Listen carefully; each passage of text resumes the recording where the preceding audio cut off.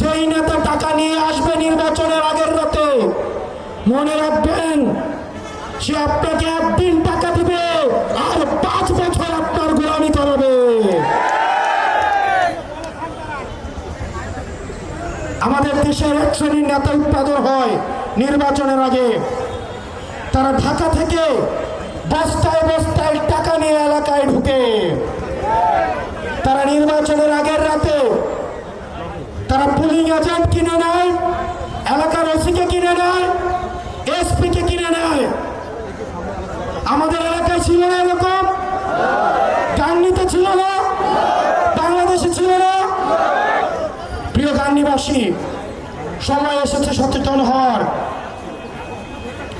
আপনারা যদি সচেতন না হন, যেই নেতা টাকা নিয়ে আসবে নির্বাচনের আগের রাতে, মনে রাখবেন সে আপনাকে